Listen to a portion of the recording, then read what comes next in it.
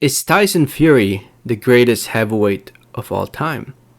After defeating Dillian White, after arguably defeating Deontay Wilder 3 times, after defeating Vladimir Klitschko, dethroning Klitschko, ending the Klitschko era pretty much, a lot of people believe that Tyson Fury has done enough in the sport of boxing to be considered among the greats, to be up there with the likes of Muhammad Ali, Joe Louis, Lennox Lewis, Rocky Marciano, the top heavyweights in the history of boxing.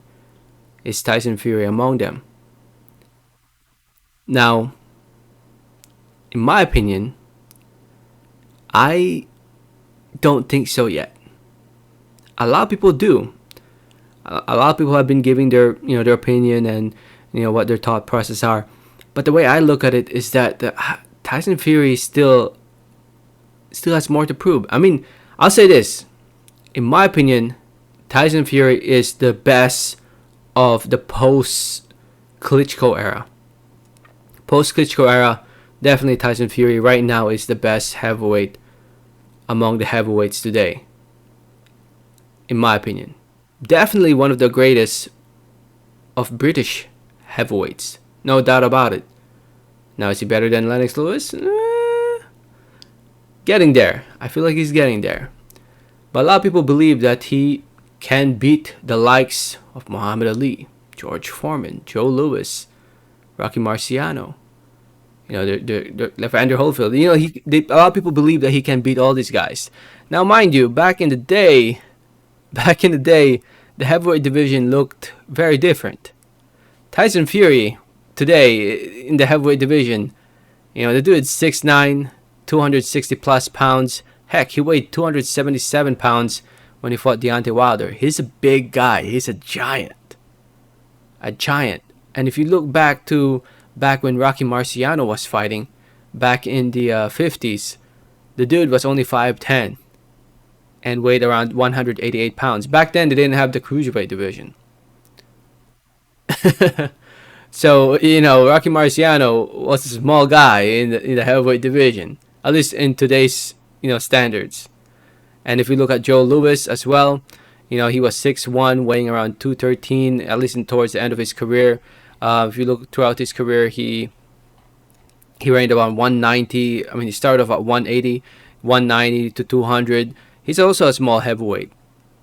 6'1", he's a small heavyweight. Muhammad Ali started off towards the lower 210, actually 190s in his early career. Then he, fought above 200 pounds. Towards the end of his career, he was around 220, 230.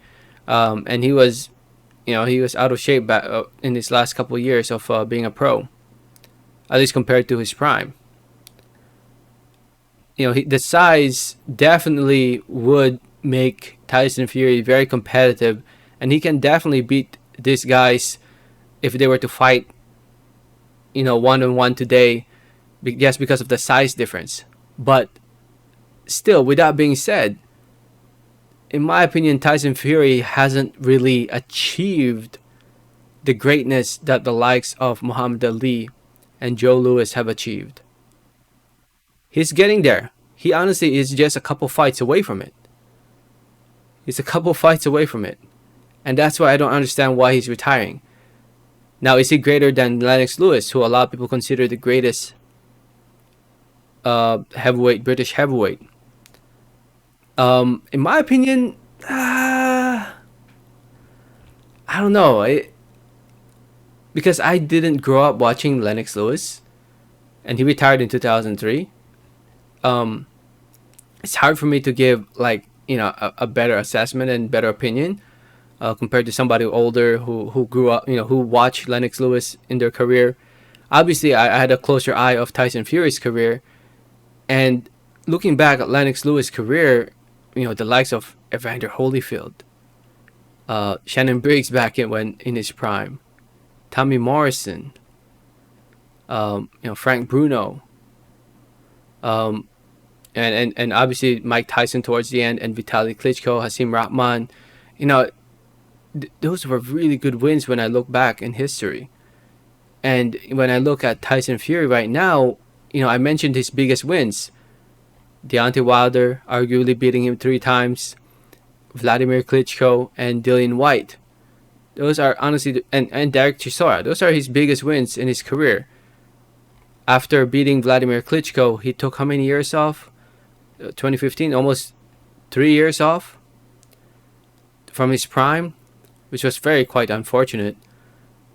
Now he definitely has one of the best stories for sure, Tyson Fury, with his comeback wins after the weight gain, after depression, after what he went through, and for him to come back and win a world title and where he's at right now, it's a spectacular story, no doubt about it. But I feel like he still needs to fight Anthony Joshua and Alexander Usyk before he can be among these guys. Those are the 2 guys he needs to fight right now. In his era, in today's generation of heavyweight division, the other 2 heavyweights that he needs to fight and beat are AJ and Usyk. Usyk, a spectacular boxer, unified, undisputed from cruiserweight, defeated Anthony Joshua to become a 3-belt champion. Now, even if Joshua loses again to Usyk, I still want to see Tyson Fury fight Joshua. I'm not gonna lie. Because Joshua and Usyk are part of Tyson Fury's era and part of his generation, and he needs to fight those guys if he wants to be up there among the greatest of all time, or at least to solidify himself as the greatest of all time, if he really believes he is the greatest of all time. It's too early, man. It's too early. I mean, I respect him retiring early on the top of his game, but there's like when you're 1 fight away from being undisputed, you all of a sudden retire. It just does not make sense. You know what I mean? I mean, Tyson Fury can definitely beat some of the all-time greats, but when it comes to resumes, he's not there yet. At least in my opinion. Anyway, I just thought I'd share my opinion because I've noticed a lot of people have been, talking about it. But yeah, it's he's probably he's doing a Mayweather thing, man. Retire then come back. I'm sure he's gonna come back. His wife said he's gonna come back, so we'll see. Let me know your thoughts. Thanks for listening. Thanks for watching, and like always, have a great day. All right, thanks.